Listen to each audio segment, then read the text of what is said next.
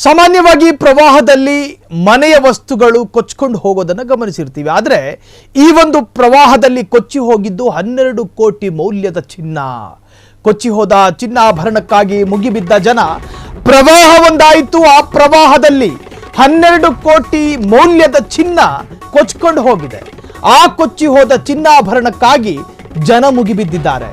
ಸಿಕ್ಕವರಿಗೆ ಸೀರುಂಡೆ ಅಲ್ಲ, ಸಿಕ್ಕವರಿಗೆ ಗೋಲ್ಡು. 12 ಕೋಟಿ ಚಿನ್ನ ಅಂದರೆ ಕೆಜಿ ಗಟ್ಟಲೆ ಬರ್ತಾವ್ರಿ. ಚೀನಾದ ಶಾಂಗ್ಜಿ ಪ್ರಾವಿನ್ಸ್ನಲ್ಲಿ ಈ ಘಟನೆ ಸಂಭವಿಸಿರೋದು. ಉಚಿ ಕೌಂಟಿಯಲ್ಲಿದ್ದ ಚಿನ್ನದಂಗಡಿಗೆ ನುಗ್ಗಿದ ಪ್ರವಾಹದ ನೀರು. ಪ್ರವಾಹದ ತೀವ್ರತೆ ಹೆಚ್ಚಾಗಿ ಚಿನ್ನಾಭರಣಗಳೆಲ್ಲ ನೀರ್ಪಾರು. ಇನ್ಶೂರೆನ್ಸು ಮತ್ತೊಂದೋ ಮಗದೊಂದೋ ಇರ್ತಾವೆ. ಆದರೆ ಕೆಲ ಮನೆಯಿಂದ ಈ ಥರದ ಚಿನ್ನ ಕೊಚ್ಕೊಂಡು ಹೋಗಿದ್ದಿದ್ರ ಗತಿ ಏನು? ಮಾಲೀಕರು ಸಿಬ್ಬಂದಿಗಳು ಕಂಗಾಲಾಗಿರುವಂತಹದ್ದು. ವಿಷಯ ತಿಳಿದು ಪ್ರವಾಹ ಲೆಕ್ಕಿಸದೆ ಬೀದಿಗಿಳಿದ ಜನ. ಚಿನ್ನದ ಬೇಟೆಯ ದೃಶ್ಯಾವಳಿ ಇದೀಗ ಸಖತ್ ವೈರಲ್ ಆಗಿದೆ. ಚೀನಾದ ಶಾಂಘೈಯಲ್ಲಿ ಒಂದು ಪ್ರವಾಹ. ಆ ಪ್ರವಾಹದ ನೀರಿದೆಯಲ್ಲ, ಅತಿ ತೀವ್ರತೆಯಿಂದ ಸೀದಾ ನುಗ್ಗಿದ್ದು ಜ್ಯುವೆಲರಿ ಅಂಗಡಿಗೆ.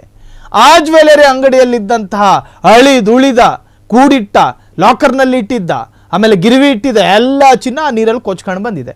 ಇದನ್ನು ನೋಡ್ತಾ ಇದ್ದಂತಹ ಚೀನಿಯರಿಗೆ ಅದನ್ನ ಗಳಿಸ್ಬೇಕು ಅನ್ನೋ ಆಸೆ. ಎದ್ನೋ ಬಿದ್ನೋ ಅಂತ ಸಾವು ಬದುಕಿನ ನಡುವೆ ಹೋರಾಟ ಮಾಡ್ಕೊಂಡಾದ್ರೂ ಚಿನ್ನ ಗಿಟ್ಟಿಸ್ಕೊಳ್ಳೋಣ ಅಂಥೇಳಿ ಬೀದಿಗಿಳಿದು ಹುಡುಕಾಟ ನಡೆಸ್ತಾ ಇದ್ದಾರೆ. ಆ ವಿಡಿಯೋವನ್ನು ಈಗ ಸ್ಕ್ರೀನ್ ಮೇಲೆ ಗಮನಿಸ್ತಾ ಇದ್ದೀರಿ. ವಿಡಿಯೋ ಸಖತ್ ವೈರಲ್ ಆಗಿದೆ. ಜ್ಯುವೆಲರಿ ಅಂಗಡಿಯ ಚಿನ್ನಾಭರಣ ಕೊಚ್ಕೊಂಡು ಹೋಗಿರುವಂತಹ ವಿಡಿಯೋಗೆ ಆ ಚಿನ್ನವನ್ನು ಹುಡುಕೋದಕ್ಕೆ ಜನ ಮುಗಿಬಿದ್ದಿದ್ದಾರೆ.